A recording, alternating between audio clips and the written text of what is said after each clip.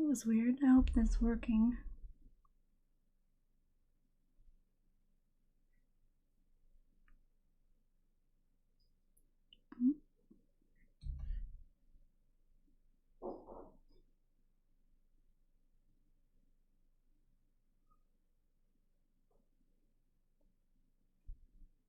Did it not change the title?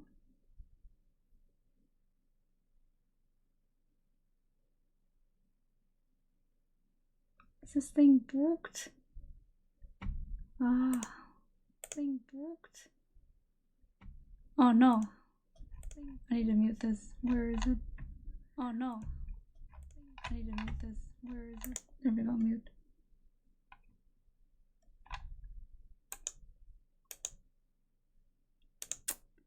And now Twitch is gonna be a butt. Oh, that's great. And now Twitch is...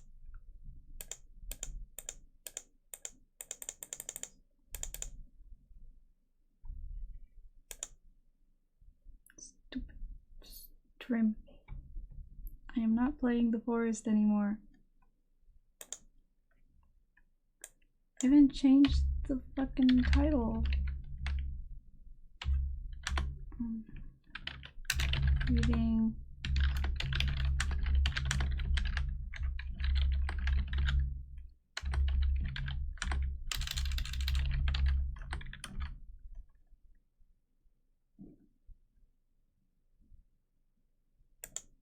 Can we not have that? No, no. Reading. No spoilers. Done.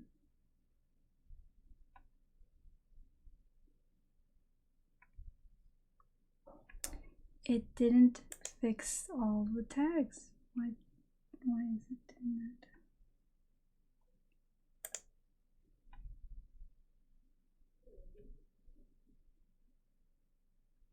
If I refresh, will it be fixed?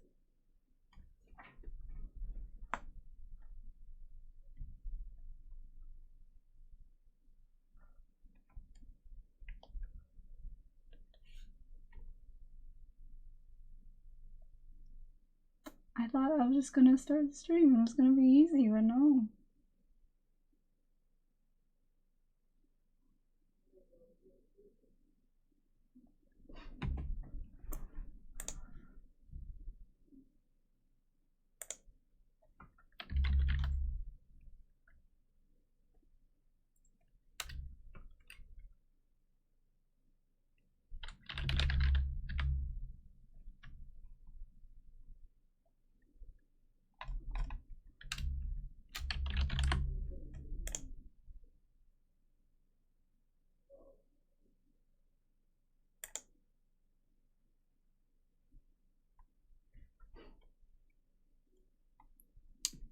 Is there a category for reading? I'll just use this if there's not.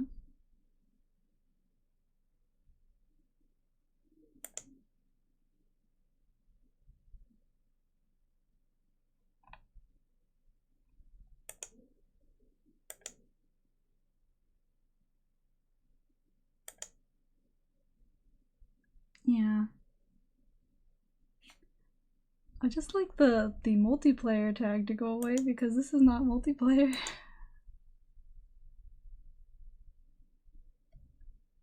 Also, people do watch YouTube on here? That's interesting.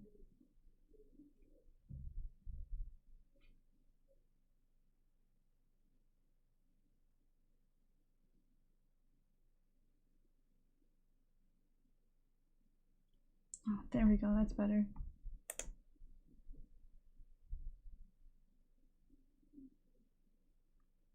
Okay.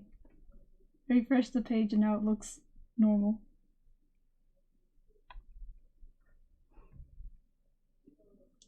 All right.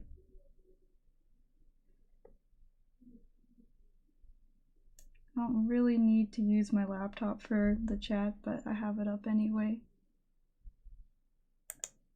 Yeah. I'm gonna switch over to my super cool layout that I created a few minutes ago. Jajang! Hello everyone. Yeah, so I finally finished watching Death Note with Laffy. I mean, I've seen it like a billion times, but that was Laffy's first time watching it. So I wanted to read Death Note, Another Note, the Los Angeles BB murder cases, because I bought this years ago and I really liked it. I thought it was a good spin-off novel. And I haven't read anything in a long time, so I thought it would be good to read something.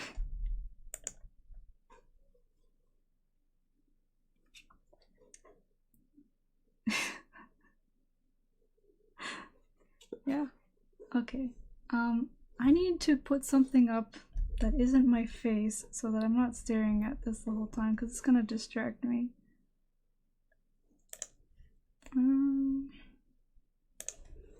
Oh, let me pull up that image of the book itself, then I can cover my face with that.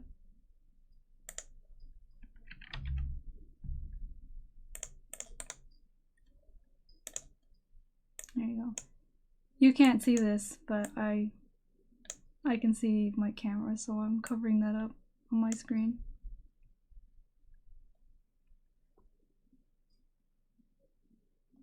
That is strange. I didn't know you could carry that emote over either.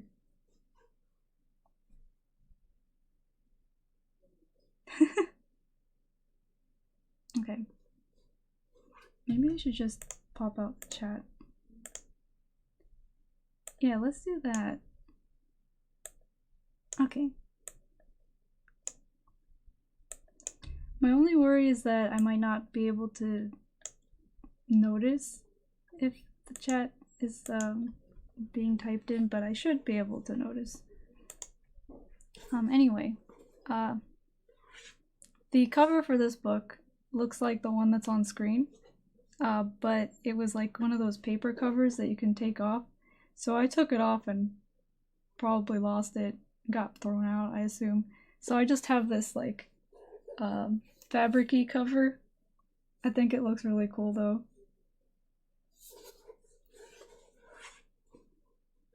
So yeah, while this book doesn't really contain spoilers for Death Note, at the beginning it does contain a few spoilery things that if you haven't gone through all of Death Note, it will be like, whoa, I'm not supposed to know this yet, but Shogun and I just got to go through that. Yeah, and the pictures on the side here are actually from the inside cover. So yeah, that is the same. But they're flipped in direction because I thought it looked better on stream if they were facing inward instead of outward on the sides.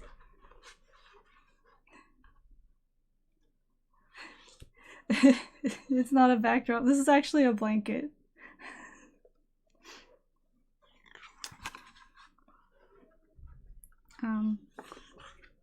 Yeah, I'm glad you're caught up with us, Homestar. That'll make this less awkward. Have you read this book before or not? So I'm gonna show the pictures at the beginning of the chapter when I can. This one is like the prologue, or forward, I guess you could say, but it's a fictional forward. But it's got this picture on the first page, and it's titled "How to Use It," much in the style of the Death Note rules.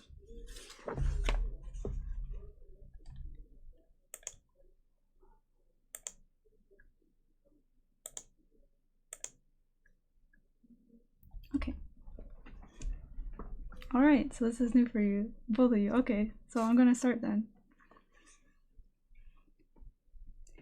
When Beyond Birthday committed his third murder, he attempted an experiment, namely to see if it were possible for a human being to die of internal hemorrhaging without rupturing any organs. Specifically, he drugged his victims so they fell unconscious, tied them up, and proceeded to beat their left arm thoroughly, being careful not to break the skin. He was hoping to bring about enough hemorrhaging to cause death from blood loss, but this attempt ended sadly in failure. Blood congested in the arm, and it turned purplish red beneath the skin, but the victim did not die. They simply shook, convulsed, and remained alive. He had been convinced the blood loss incurred by this would be enough to kill someone, but apparently he had underestimated the matter.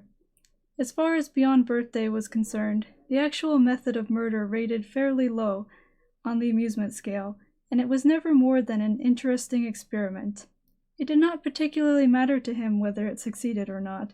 Beyond Birthday simply shrugged and took out a knife. No, no, no, no, no. Not this style. Not this narrative voice. I'll never manage to keep up this arch tone all the way through. The harder I try, the more bored I'll get, and the lazier the writing will be. Oh my god. Yeah, disturbing start. To put it in terms, Holden Caulfield, one of history's most famous literary bullshitters, might use, detailing what Beyond Birthday did and thought does not suit my purposes, even if, in my position, I have a great deal of sympathy for him. Explaining the entirety of his murders in carefully phrased sentences does not in any way increase the value of these notes. This is not a report, nor is it a novel. Even if it happens to turn into one of those, I will not be happy. I hate to use such a hackneyed line, but I imagine that by the time anyone lays eyes on these words, I will no longer be alive. Considering this book was published in 2006 and then translated in 2008, yeah, you're probably dead by now. I hardly need to remind the reader about the epic battle between the century's greatest detective, L, and that grotesque murderer, Kira. The instrument of death was a little bit more fantastic than a guillotine, for example, but all Kira accomplished was another reign of terror and a pathetically infantile way of thinking. Looking back, I can only surmise that the gods of victory smiled on Kira for their own vain amusement. Perhaps these gods actually wanted a blood-soaked world of betrayal and false accusation. Perhaps the entire episode exists as a lesson to teach us the difference between the Almighty and the Shinigami.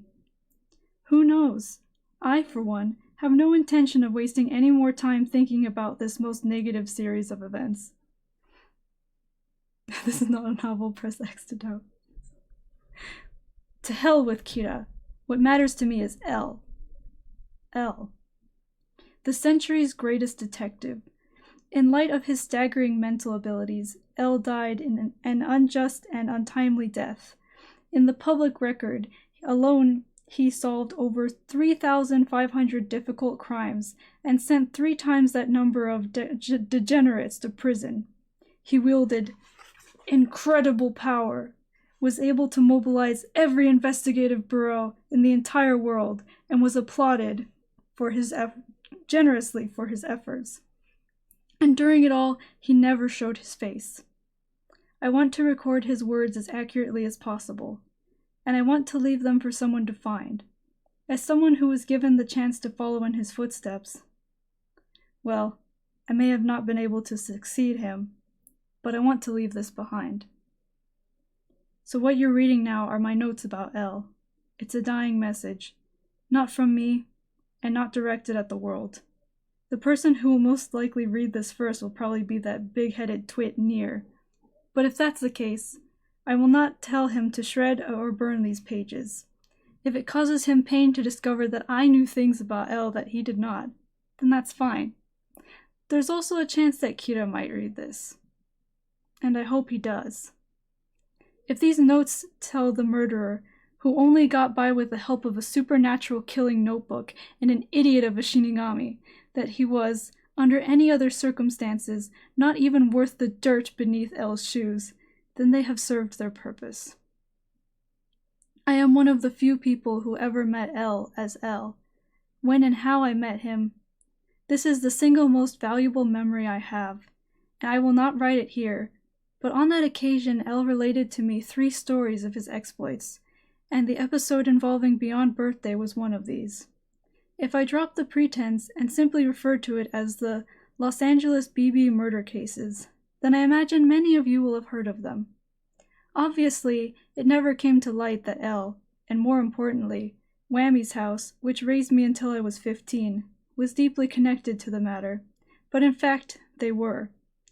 Elle, on principle, never got involved in a case unless there were more than 10 victims or $1 million at stake, and this is the real reason why he belatedly, but aggressively, involved himself in this little case, which only ever had 3 or 4 victims. I will explain further in the pages that follow, but for this reason, the case of the Los Angeles BB murders are a watershed event for Elle, for me, and even for Kira. It was a monumental event for us all. Why? Because this case is where Elle first introduced himself as Ryuzaki. So let us skip past all tedious descriptions of what Beyond Birthday thought, of how he went about killing his 3rd victim, since I have no interest in that at all. And while we're at it, let's skip the 2nd and 1st victims, make no effort to look back at the earlier murders, and adjust the clock's hands to the morning of the day after, the glittering moment when the century's greatest detective, Elle, first began to investigate the case.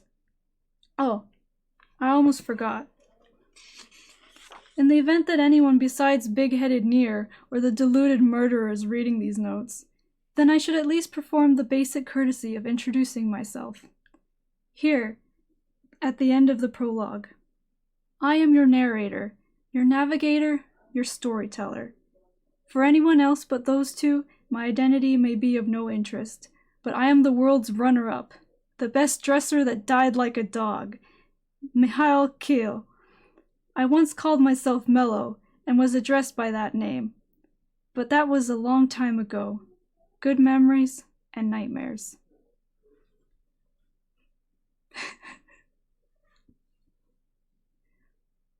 Simp. You're simp. Yeah, I like reading this book just for the prologue where Mellow's all sassy and dramatic. It's pretty cool. I had to pause when reading his name because when we were watching the sub of Death Note, he clearly pronounces they clearly all pronounce his name as Mihail, but throughout my childhood years and growing up, I always thought it was Mihail. So yeah, and I think even his last name is like Kale instead of Keel, but like I don't know, not that important. Yeah, okay. So this is the image for chapter 1. And this is what we're going to be reading tonight. The message.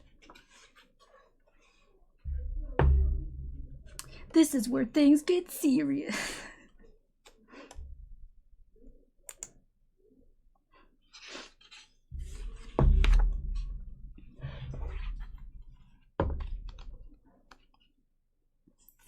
This book is only divided into 6 chapters, so yeah. It's not a big book. Yeah? It needs to take a break in here. Oh, okay, I'm reading. Can you? Sure. Uncle, please don't step on anything.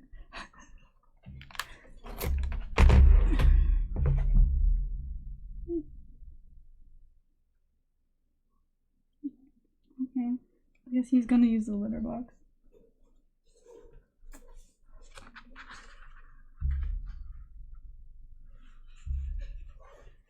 Hopefully he won't be too distracting.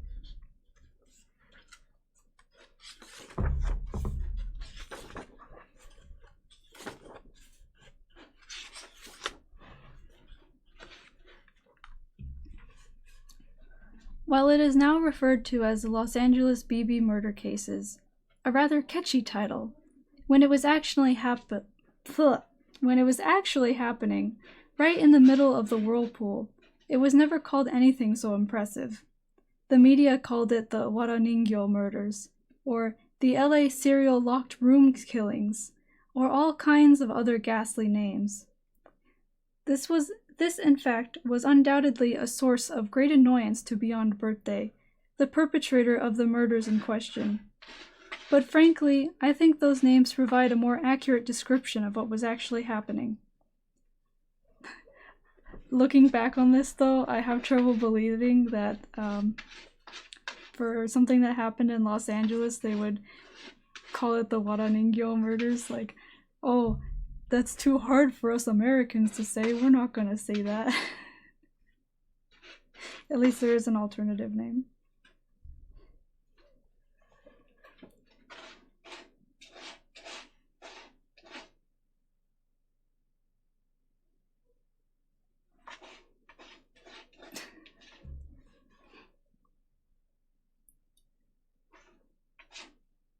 You done?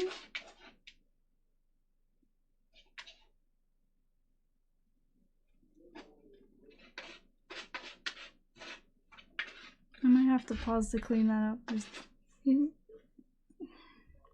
He's covering his poop in the litter box.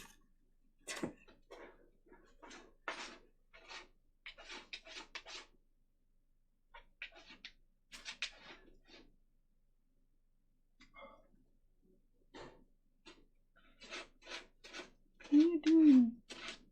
Are you gonna go again?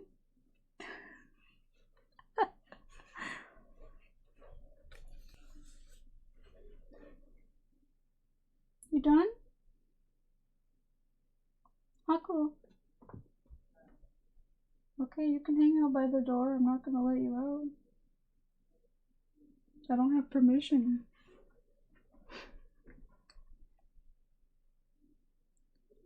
Okay,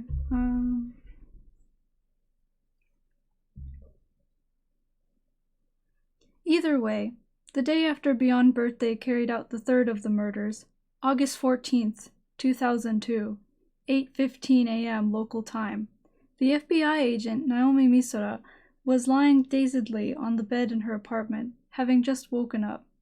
She was wearing dark leather pants and a matching leather jacket, but it would be a mistake to assume she customarily slept in this outfit. She had spent several hours racing around on her motorcycle the night before, in a vain effort to burn off stress, and when she finally returned to her apartment, she had fallen instantly into a sound slumber without bothering to shower or undress.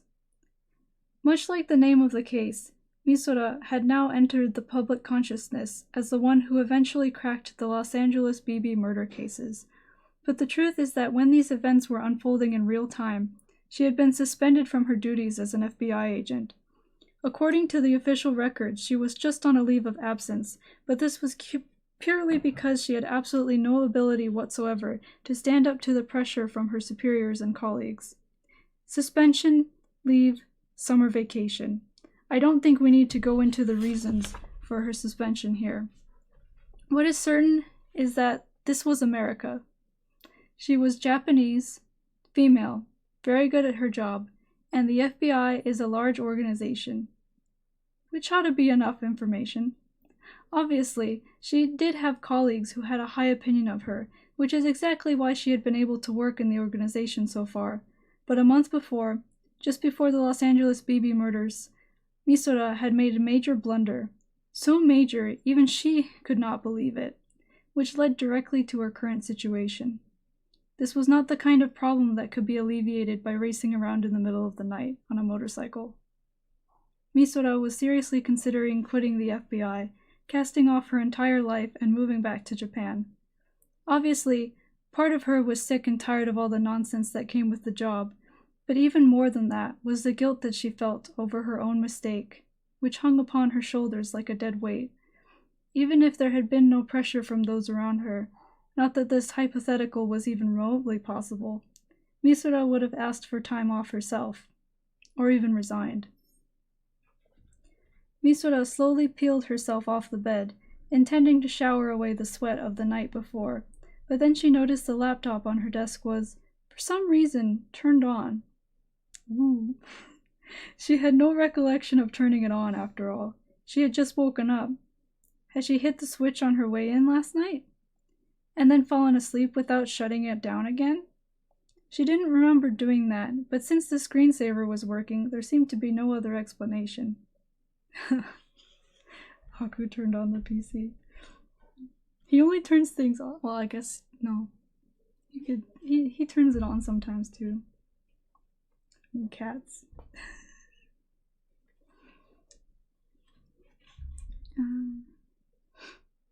One would assume that if she had enough energy left to turn on her computer, she would have had enough energy to undress. I don't know, it doesn't sound like the same level of energy, but... Misora peeled off her jacket and pants, and with her body feeling much lighter, got out of bed, moved over to her desk, and jiggled the mouse. This was enough to clear the screensaver, but at this point Misora became even more confused. The main email program was running and flashing a new mail message. Oh, here's Haku. It was possible she'd fallen asleep with her computer on, but to fall asleep in the middle of checking her email? While she was still wondering about that, she clicked on her inbox. There was one new message from Ray Penber. This was the name of Misora's current boyfriend, also an FBI agent. He was the most obvious example of the agents who had a high opinion of her. Not that this stopped him from begging her to transfer to a less dangerous department every time something happened. Since her leave was almost over, this message might as well just be business. So Misora went ahead and opened the message. Naomi Misora-sama, I apologize for contacting you like this. I would like to request your help in solving a certain case. If you are willing to assist me, please access the third block of the third section of the Funny Dish server on August 14th at 9 a.m. The line will be open for exactly 5 minutes. Please break through the firewall yourself. L. P.S. In order to contact you, I took the liberty of borrowing your friend's address. This was the simplest and safest way to contact you, so please forgive me. Regardless of whether you agree to help me or not, I need you to destroy this computer within 24 hours of reading this message. Quite extreme. ...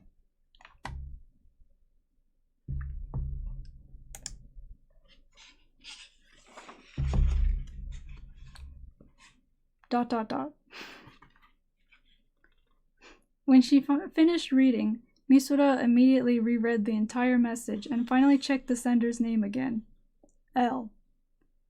She might be suspended, but she was still an FBI agent, and obviously she recognized the name. It would have been unforgivable had she not. She briefly considered the idea that Ray Penber, or someone else, was playing a practical joke on her, but she found it hard to believe anyone would be so bold to sign their name as such. L never revealed himself in public or in private, but Misora had heard several horror stories about what had happened to detectives who had tried passing themselves off as L. It was safe to say that no one would dare use his name, even in jest. So, "Aw, dang," she grumbled, and proceeded to take her shower, washing away the exhaustion of the night before. She dried her long black hair and drank a cup of hot coffee. But she was only pretending to consider the matter. She did not really have a choice. No FBI agent, particularly a low-ranking one, could ever consider turning down a request from L. But at this time, Misora did not have a particularly favorable opinion of the great detective L, so she had to pretend to hesitate, if only to make herself feel better. If you consider Misora's personality, the reasons for this are clear. It seemed obvious that the reason her laptop had been turned on was that L had hacked it, and she was more than a little depressed that she would now have to randomly destroy her new computer she had just purchased a month before. I don't mind. I mean, I do, but... She didn't have a choice. At just past 8:50, Misora sat down in front of her laptop, which now had less than 23 hours left to live, and began following L's instructions. She was not an expert hacker, but she had been taught the basics as part of her FBI training. Just as she successfully gained access to the server, her entire screen went white. Misora was momentarily alarmed, but then she noticed a giant calligraphic L. Is it calligraphic? That was probably calligraphic. Floating in the center of the screen, and relaxed. Naomi Misora, came a voice from the laptop speakers after a brief pause. It was obviously a synthetic voice. but this was the voice recognized as L's by every investigative department in the world. Misora had heard it several times before, but this was the first time it had ever addressed her directly. It felt weird, like she was hearing her name on TV. Not that she had ever had that experience, but this is what she imagined it would be like. "This is L." "Hi," Misora started to say, but then realized how pointless it was. Her laptop did not have a microphone installed, and there was no way for him to hear her. Instead, she typed in, "This is Naomi Misora. It's an honor to speak to you, L." If her connection was sound, he should be able to receive this. "Naomi Misora, are you familiar with the murder investigation going on in Los Angeles as we speak?" L got right down to business, without acknowledging her words at all. Presumably, this was because he had to complete this communication by 9:05, but his manner and attitude rubbed Misora the wrong way.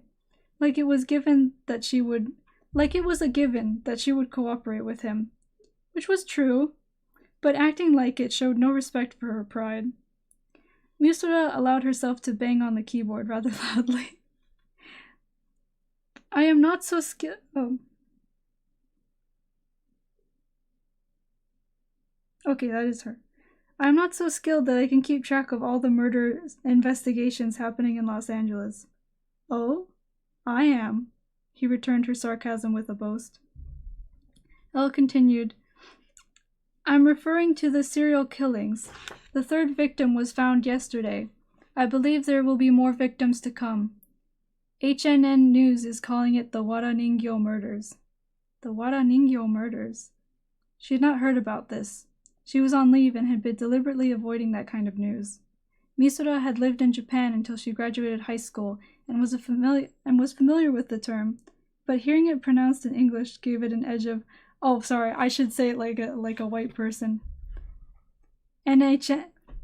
HNN News is calling it the Waraningyo murders. Waraningyo murders? Hearing it pronounced in English gave it an edge of unfamiliarity. "I would like to solve this case," Elle said.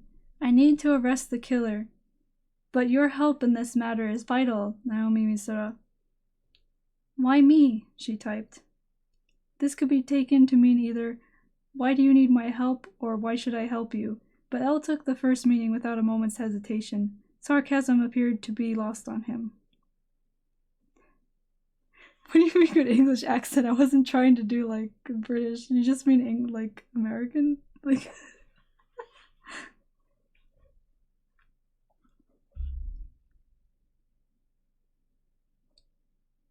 yeah, okay. It's okay. It's late. "Naturally, because you are a skilled investigator, Naomi Misora." "I'm on a leave of absence." "I know. Isn't that convenient?"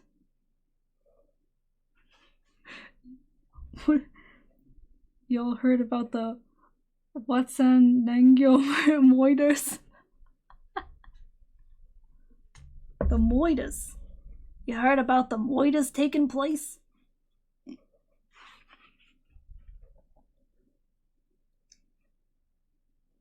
"3 victims," he'd said.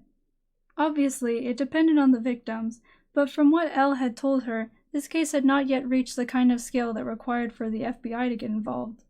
She would normally have assumed that this was why he had approached her instead of going to the FBI director, but this was much too sudden, and she had been given almost no time to think things through. But it had been enough time for her to wonder why Elle would be involved in a case too small for the FBI to notice. She did not imagine he would answer that question over her computer, however. She glanced at her clock. She had 1 more minute. "Okay. I'll help in any way I can," Misora typed. Elle answered instantly. "Thank you. I knew you would agree." You think he was just like holding his finger over enter, like waiting to press send? Wait, no, he's not typing. He's talking. Like, never mind. Never mind. He did not sound very thankful. But perhaps that could be blamed on the synthetic nature of his voice. "Let me explain how you will contact me in the future. We have no time, so I will be brief. First..." Actually, your time is up already? What?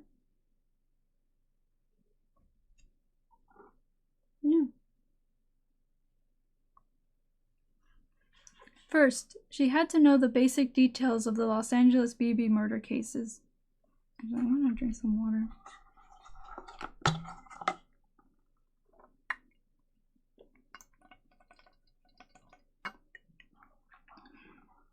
On July 31st, 2002, in the bedroom of a small house on Hollywood's Insist Street. A lot of weird names in this book, as in regular Death Note.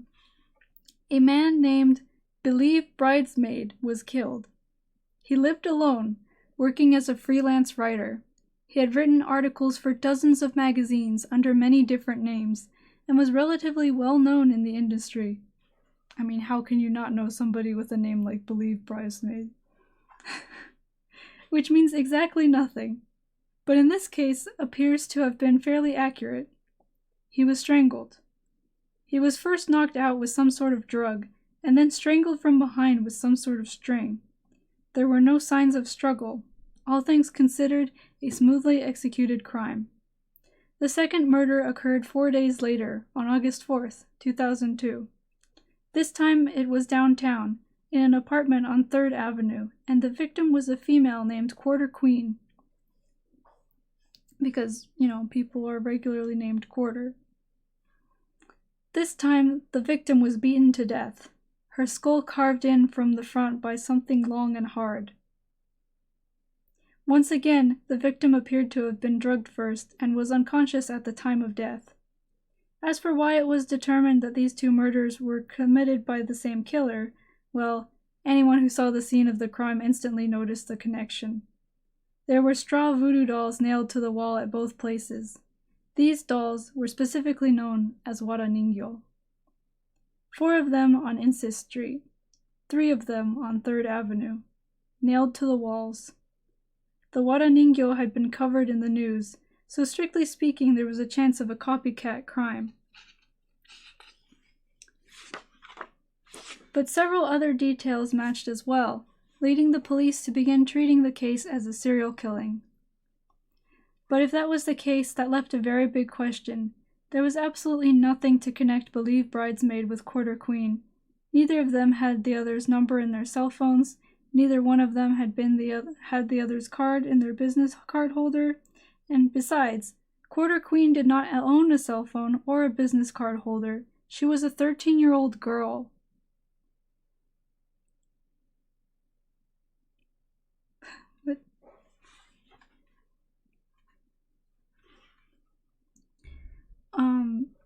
What connection could she possibly have to a 44-year-old professional freelance writer? If there was a connection, it was probably through the girl's mother, who was out of town when the murder happened, but given the difference in neighborhoods and situations between the two, it was still difficult to see any significant connection. To use a term from an old-fashioned detective novel, there was a missing link. They could not find any connection between the victims.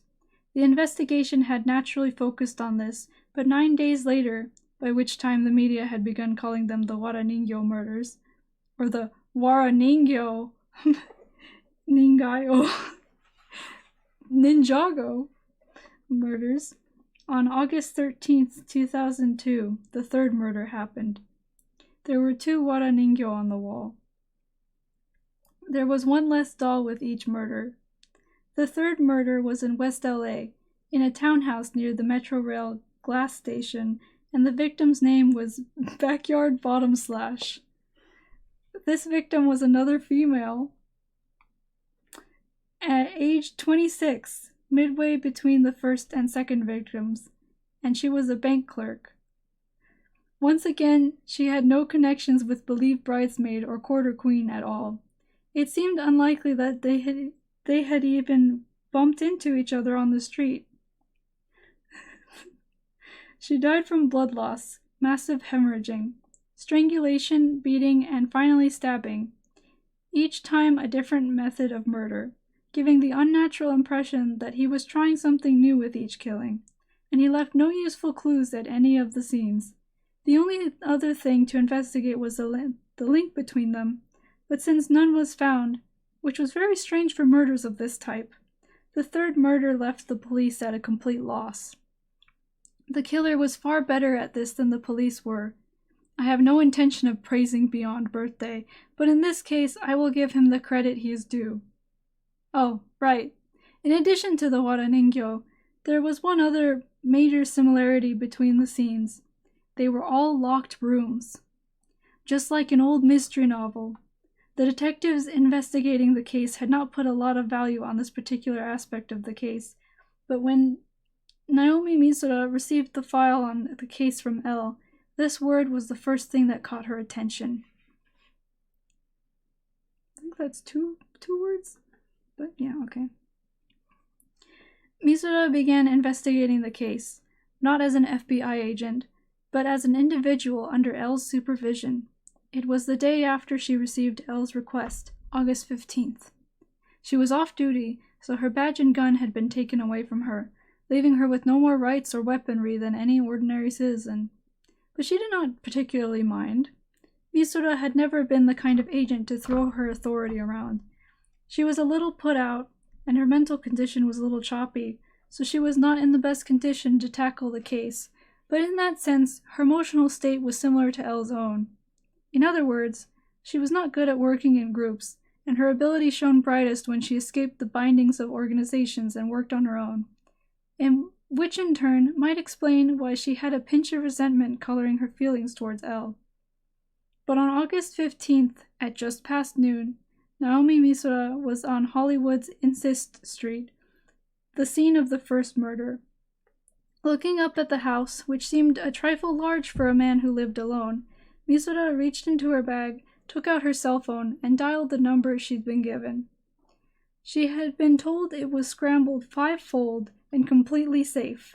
Not only safe for L, but also safe for the off-duty Misura.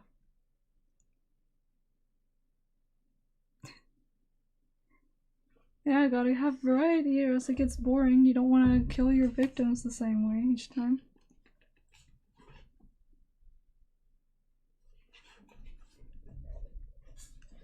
If he starts meowing, I'll probably let him out, because I think he only needed to be in here temporarily.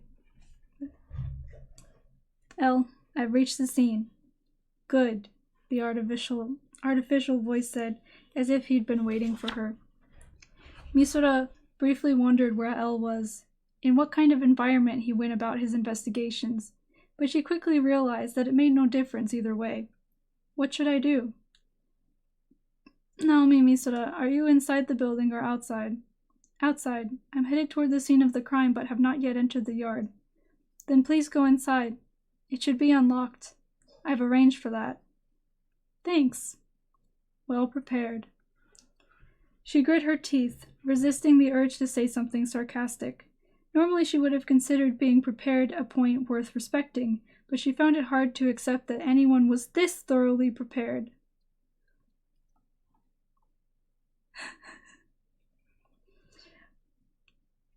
She opened the door and entered the house. The victim had been killed in his bedroom, and Misura had been involved in enough investigations with the FBI to make a fair guess at where that room was located from the outside.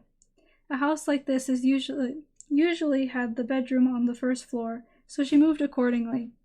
It had been 2 weeks since the murder, but they were obviously keeping the place clean. There wasn't a speck of dust anywhere. But Elle, what? According to the data I received yesterday, not to state the obvious, but the police have already examined the scene. Yes. I'm not sure how you did it, but you already have the police reports covering that. Yes. Not very helpful. So there's no point in my being here? No, Elle said. I expect you will be able to find something that the police did not. Well, that's clear enough. Or perhaps a tad obvious. It ultimately explained nothing. They say you should visit this crime scene 100 times, so going there is hardly pointless. Some time has passed, so it's possible something floated to the surface. Naomi Misura, the first thing we need to think about in this case is the connection between the victims.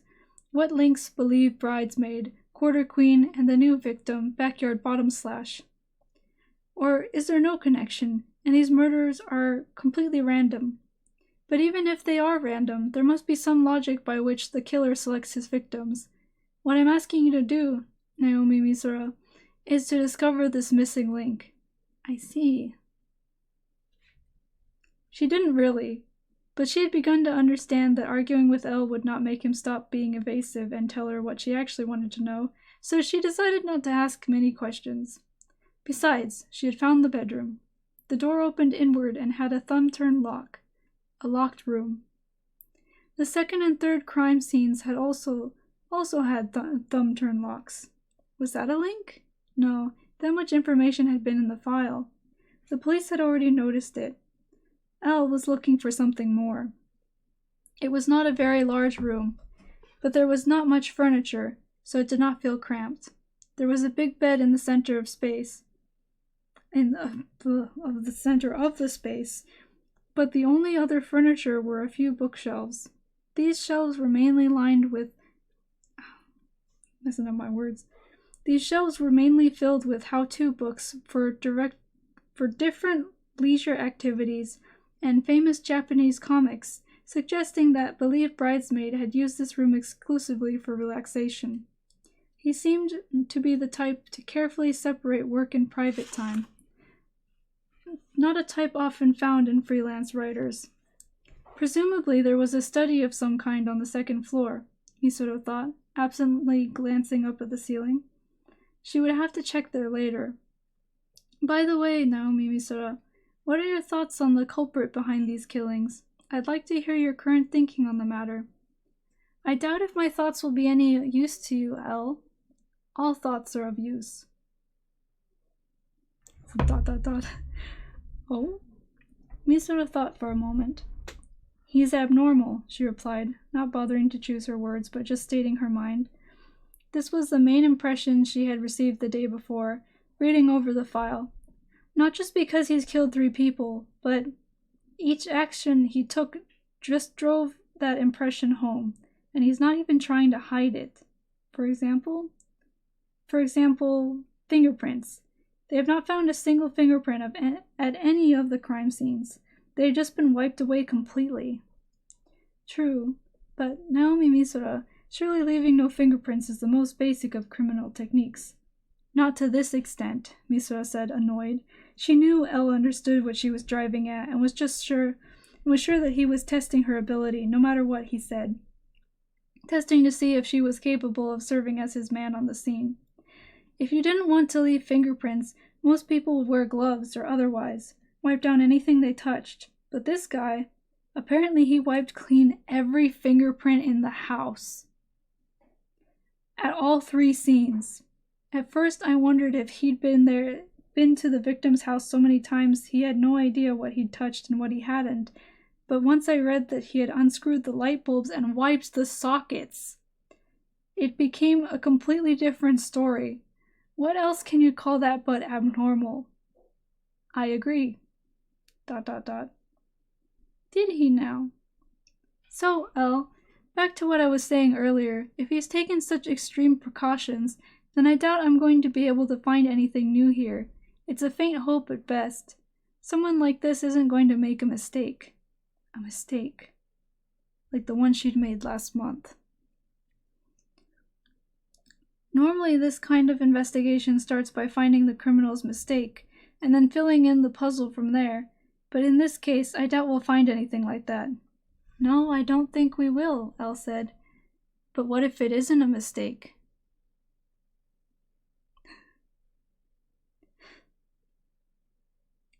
Not a mistake. Yes, something he deliberately left behind. And if the police detective simply failed to notice it, then we might have a chance. ... Deliberately leaving clues? Did that ever happen? Not in the normal run of things, no. Why would anyone leave something behind that could be used against them? Oh, good night, Homestar. Wait. Yeah, I probably still have a little ways to go before I hit chapter 1. Yeah. Good night. Maybe you can watch the stream later or something.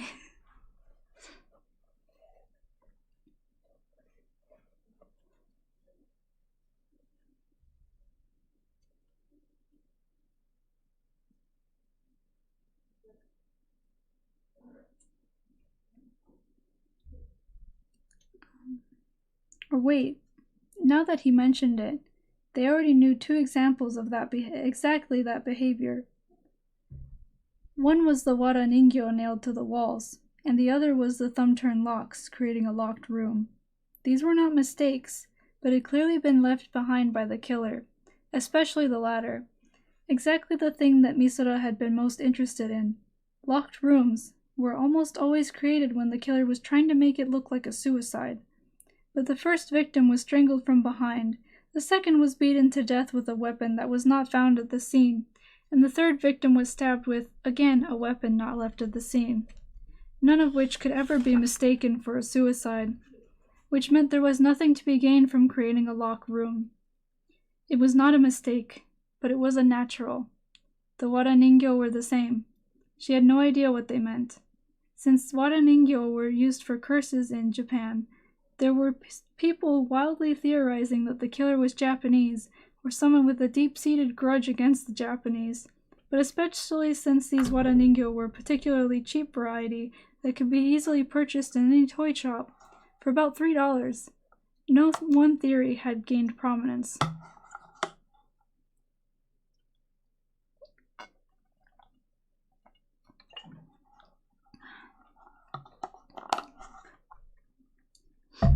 Getting hard for me to talk too.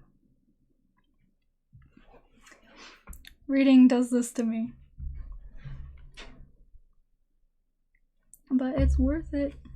It's a good book. I have about 10 pages left.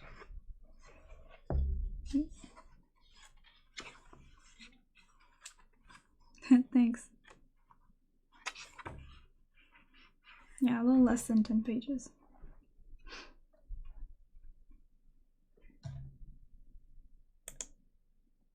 You can see Haku in the background. It's funny.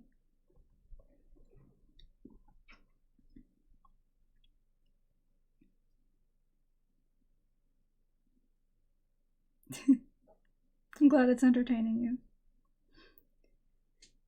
Misora had shut the door behind her, and since the thumb-turn lock was at waist height, she absently turned it and locked herself in. Then she checked each location where the dolls had been nailed to the walls. Dolls to the walls! There had been 4 of them, one on each of the 4 walls in the square room. Obviously, they had been taken away by the police as critical evidence and were no longer here. It was easy enough to tell where they had been, since there were holes in the walls.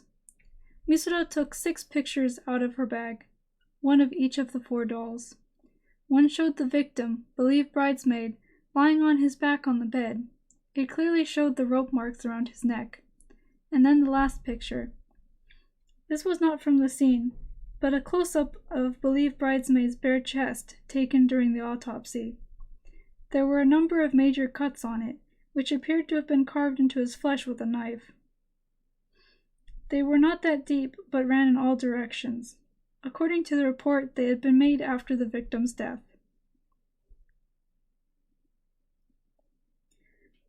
Generally speaking, when the killer engages in this sort of meaningless destruction of the corpse, they have a deep-seated grudge against their victim.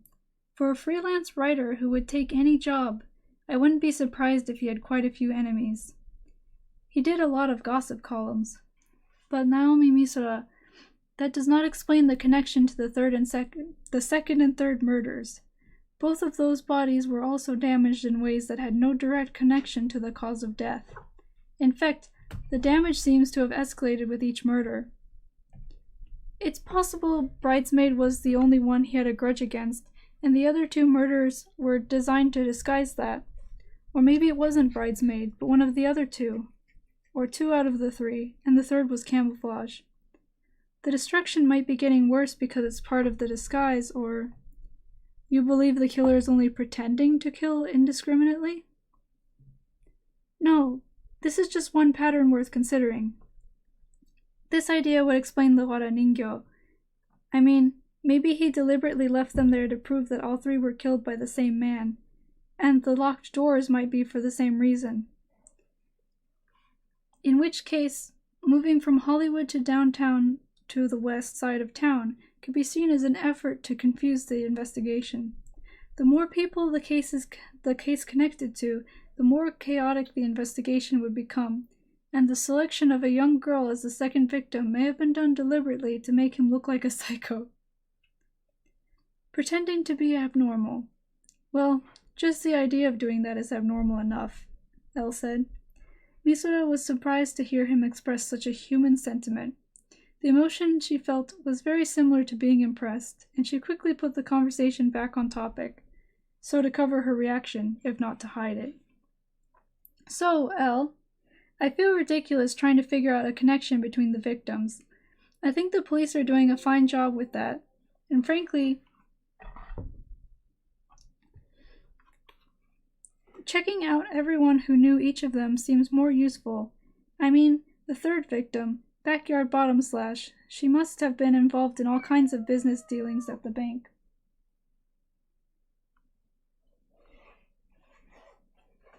Was that Haku or was that Jesse? I don't know.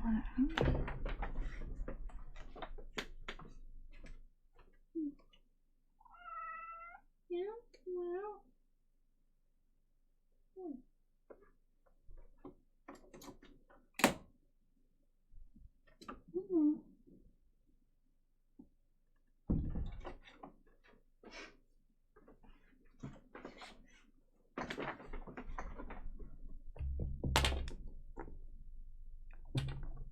Yeah, I asked because it sounded like Jesse, but it was probably Haku.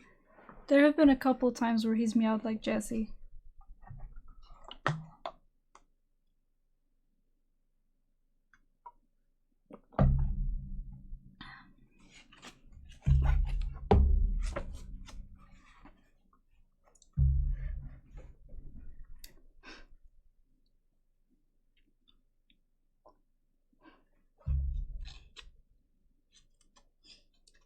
I mean, the third victim, Backyard Bottom Slash, she must have been involved in all kinds of business dealings at the bank.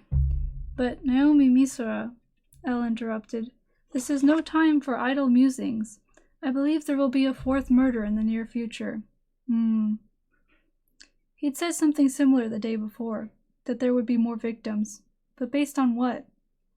With the killer still at large, it was an obvious possibility, but it seemed just as likely the murders would end at 3. It all depended on the killer's whim. As an investigator, she found it hard to place the odds higher than 50-50. The number of Wada Ningyo, Elle said.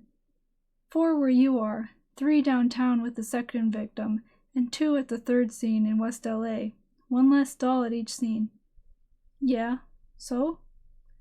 The number of dolls can still decrease by 1. ... She should have guessed. In fact, it made little sense to count backward from 4 to 2 and then stop. Even if Misora's theory was right and he was killing indiscriminately to camouflage his real victim, then the more victims, the more effective his plan would be. Of course, each new murder was an added risk, but the return probably justified it. Frankly, there was no way of telling if this killer even considered murders a risk. There certainly were some killers who considered the murders themselves return enough, and it was abnormal to pretend to be abnormal. So, Elle, you think there will be as many as 2 additional murders? More than a 90% chance, he said. I'd say 100, but there's a small possibility that something will happen on the killer's side, preventing him from continuing. So maybe 92%. But Misora, if something does happen, it will not be 2 more, only 1. There's only a 30% chance of a 5th murder. 30%? Quite a drop. Why? There are 2 more Wada Ningyo, and if he's using the dolls to represent his victims...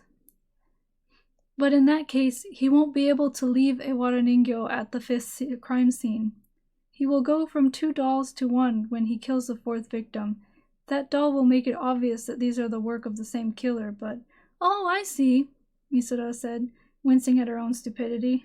Obviously, whatever the killer's motive, leaving a Wada Ningyo at the scene was part of his rules.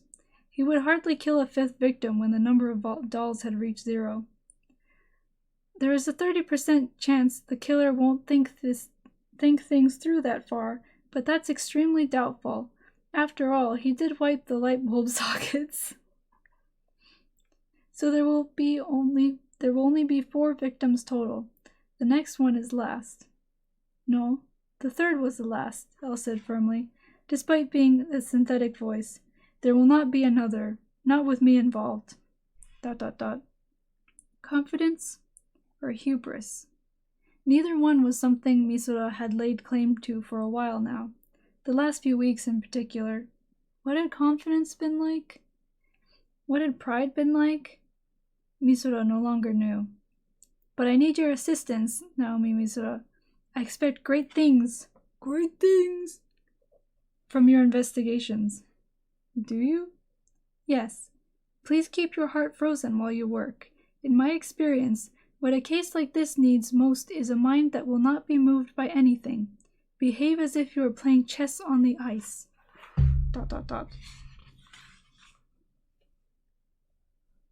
Wasn't that called curling? Elle, do you know that I'm on a leave of absence? Yes, that's why I asked you for help. With this case, I need a skilled individual who can work on their own. So I imagine you also know why I'm on a leave of absence? No, he said to Misura's surprise. I don't know that. You didn't check? I wasn't interested. You are skilled and were currently available, and that was all that mattered. Unless there was something I should know about? In that case, I could find out in under a minute. He's that good! He's that good! You see why I love this man? It's totally not unrealistic at all, you know? I mean, I'm sure you could Google something really fast nowadays, but like, that's not what he meant, obviously. And even Googling could take time.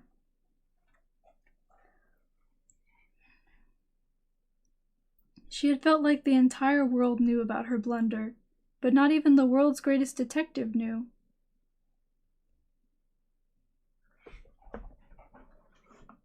What am I reading?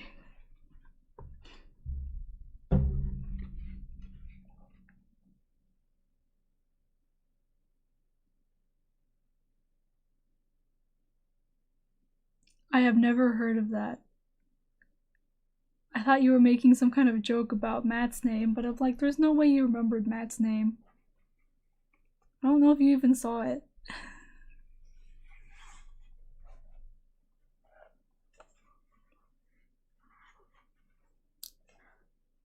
That's kind of weird. I didn't know there was such a search engine. Like, when did it exist?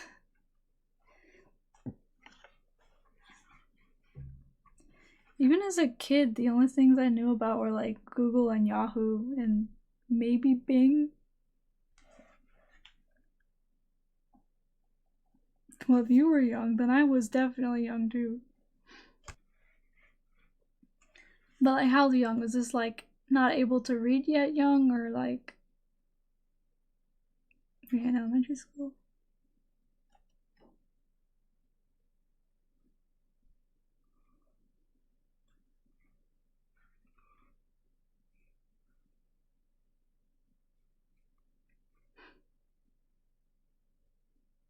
Okay.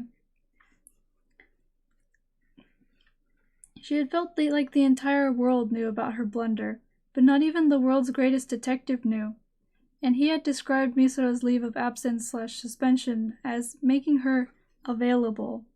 She had never thought to wonder, but it seemed Elle did have a sense of humor. Okay, Elle. If we're going to stop the 4th murder, we should begin. What should I do first? What can you do? I can do what I can do, Misura said. I know I keep asking, but if I'm going to look over the scene again, searching for anything he left behind besides the Wara Ningyo, what, specifically, am I looking for? Any kind of message. Message? Yes. This was not listed in the data I gave you, but 9 days before July 31st, before the first murder, on July 22nd, the LAPD received a letter. A letter? Where was this going? The LAPD? Connected to the case? At the moment, none of the detectives involved have noticed a connection.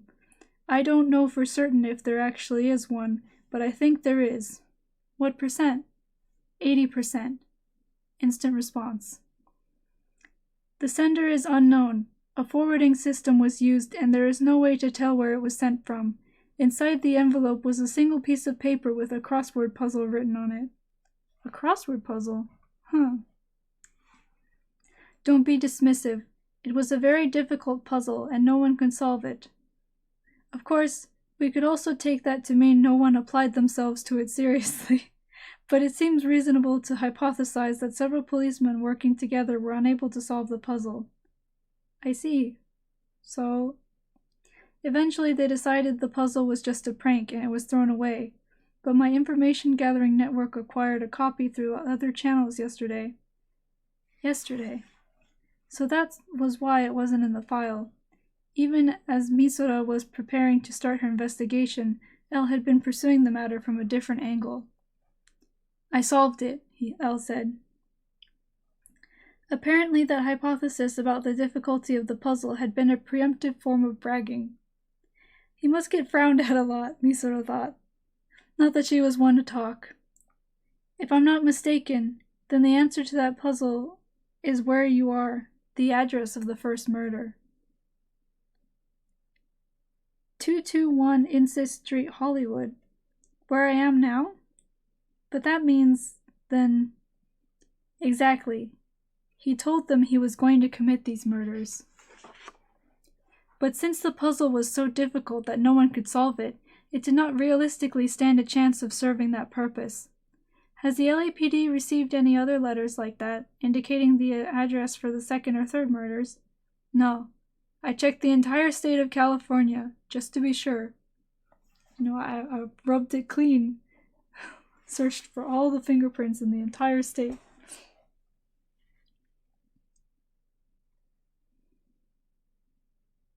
Wiped clean, that's the word, wiped. I have discovered no other such letters or emails. I plan to keep looking, but...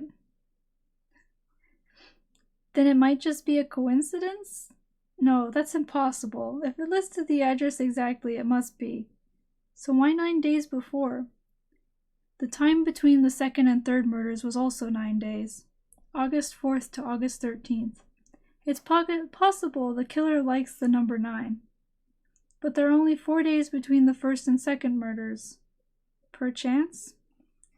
A reasonable interpretation, but it seems worth remembering that time lag.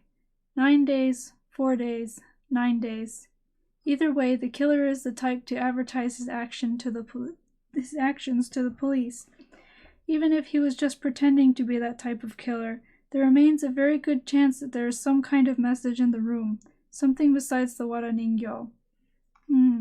So, something deliberate. A message much harder to understand than the wara ningyo. Something like a very challenging crossword puzzle. Misora felt like she was at last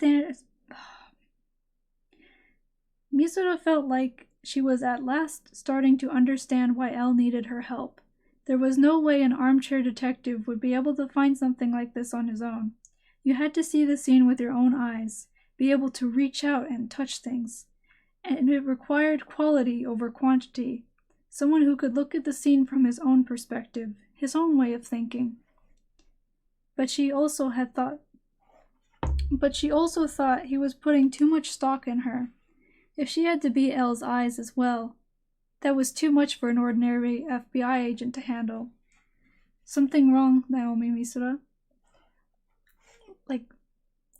I get it, but it still bothers me that he keeps saying her full name. Mostly because I have to read it each time. No, never mind. Okay, for the moment, let us cease communication. I have many things I must attend to. Certainly. This was Elle, so he was undoubtedly solving several other difficult cases all at once. Cases all over the world. For him, this case was just one of many parallel investigations. How else could he maintain his reputation as the world's greatest detective? the century's greatest detective, L, the detective with no clients.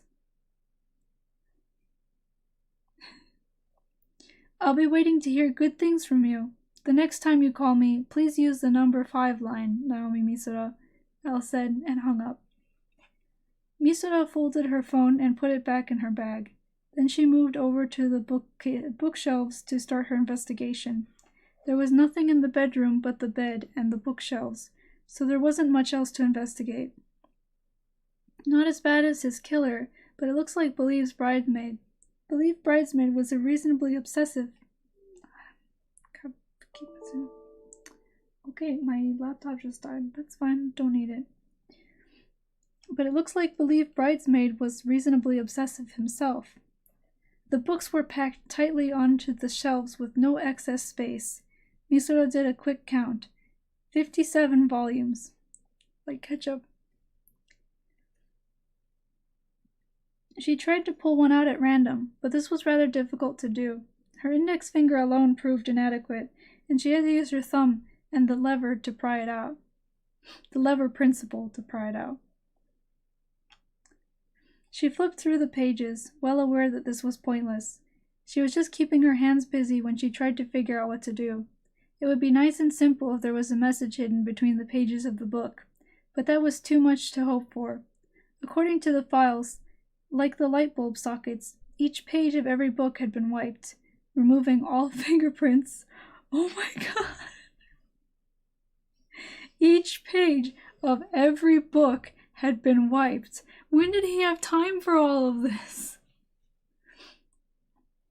Talk about incompetent police. Removing all fingerprints. How do you even do that with a book? Do you, get the pages wet? What are you wiping it with? How do you know the fingerprints are gone? Damn. Suggesting not only that the killer was extremely finicky, but that the police had in fact gone through all of the books. One could assume there had been no messages. Or the message had been arranged in a way the police had not noticed. Something that looked like an ordinary bookmark, but actually had a code hidden on it. But after flipping through another few books, she dismissed this theory as well. Books here did not have bookmarks. Believed Bridesmaid did not appear to be the bookmark type. Many fussy readers detest the slight curve in the page the bookmark can leave, which meant that even the most fastidious killer would never dream of placing anything inside a book. Misora moved away from the shelves. She glanced down at the bed, but there seemed to be even less to investigate here. There was nothing to do but pull the sheets off and look under the mattress, and she didn't even need to check the file to know that the police had already done that. It seemed virtually impossible to hide a message on the bed that the police would notice. Under the carpet, behind the wallpaper. No, why would he hide a message? He wants it to be found. It's not a message if it isn't found. He sent the crossword puzzle to the police. Very egotistical. He wants the puzzles to be difficult, to prove that we're stupid. He wasn't trying to outwit them. He was mocking them. You are beneath me. You can never beat me. That's what the messages are saying, which means he's not trying to make everything go right and avoid getting caught. He's after something more than his goals. Or making fun of us is his primary goal? Who is us? The police? The LAPD? Society?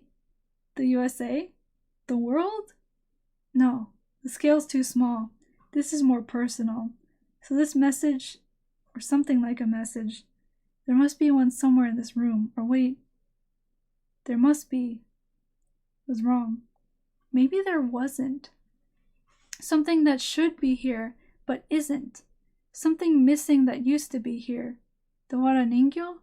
No, those were a symbol for the victims, not a message. The bedroom. Oh, right. The occupant. The bedroom's occupant isn't here. Something missing. Something no longer here. Like the room's owner, Believed Bridesmaid. Misora took out the photographs again and looked carefully at the two pictures of Bridesmaid's corpse, one taken at the scene and one taken during the autopsy. If the killer had left a message on the body, it was obviously not the rope marks but the knife wounds on his chest. Like Misora had said to Elle, normally these would be taken as a sign of a personal vendetta, but now that she thought about it, they weren't natural. In the photo from the scene, the body was on its back wearing a t-shirt, which had a few bloodstains on it, but the t-shirt itself wasn't damaged at all, which meant that after the killer had murdered him, he had taken the shirt off, cut up the body with a knife, and then put the t-shirt back on. If this were a simple grudge, he would have just cut right through the fabric. Was there a reason he didn't want to damage the t-shirt? But he didn't seem to mind if it got bloodstains, and the t-shirt definitely belonged to the victim. It was one he always slept in. If you look at them right, these marks do look like letters, sort of. You had to twist the picture around a lot, though. V? C? I? No, M. Another V? X? D. And that's 3 I's in a row. L? That looks like L. I feel like I'm forcing it. This only worked if you were looking for it. It wasn't like kanji or hangul. Alphabet letters were constructed of simple lines and curves, and any random scratch marks, whether with a pencil or knife, would look like something. Normally, I'd like to see what the detectives in charge think, the people actually involved in the case. But I don't have a badge at the moment, so that's out of the question. Of course, Elle's probably handling that side of things for me. Misora was starting to appreciate how much harder it was to work on your own, without the support of the organization. She had always felt out of place in the FBI, but she was just now realizing how much she had taken advantage of the resources it offered. I guess I should check on the other rooms. Seems sort of pointless. But if he wiped all the fingerprints in the house, she murmured, and turned to leave the room. But then it occurred to her that there was one place she hadn't checked yet. Under the bed.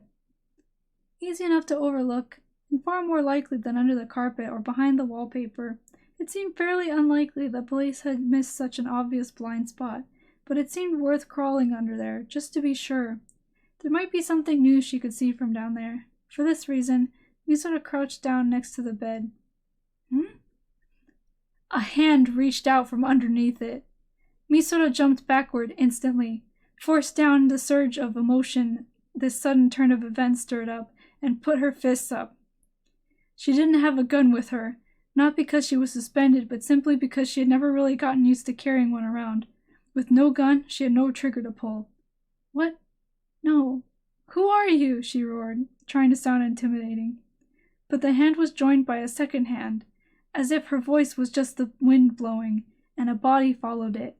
A man, crawling out from under the bed. How long had he been here?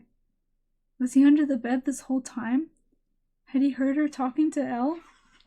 All kinds of questions flooded through Misora's mind. Answer me! Who are you? She put one hand inside her jacket, pretending she had a gun. The man raised his head, and slowly stood up.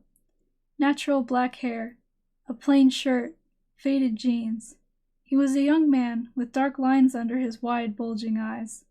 Thin, and apparently fairly tall, but his back was curved, leaving his gaze 2 heads lower than Misora's, so he appeared to be looking up at her. Nice to meet you, he said, completely unruffled. He bowed even lower. Please call me Ryuzaki. That's the end of chapter 1.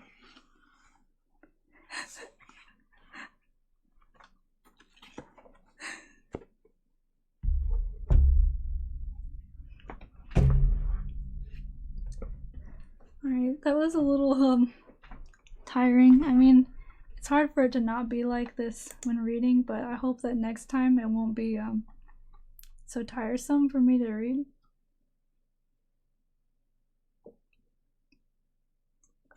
I just hate the way my throat feels when I'm reading, like when I'm talking too much.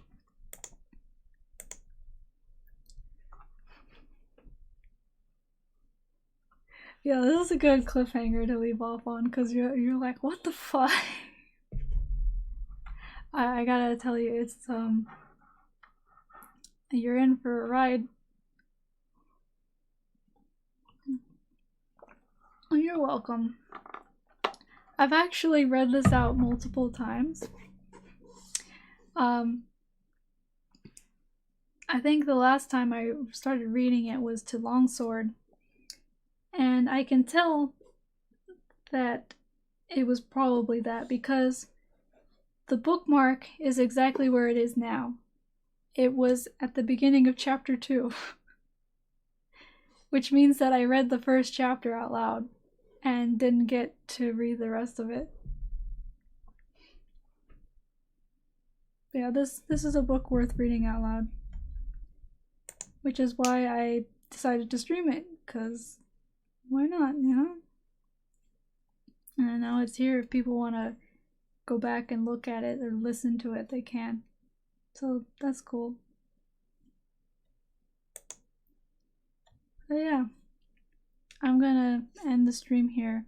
Maybe go and get some ramen before I go to bed. It's only 11, so yeah, it's early. But yeah, thank you for listening and watching Death Note so that we can listen to this properly, not have spoilers. So yeah, thank you and good night. Appreciate it. Glad you had fun.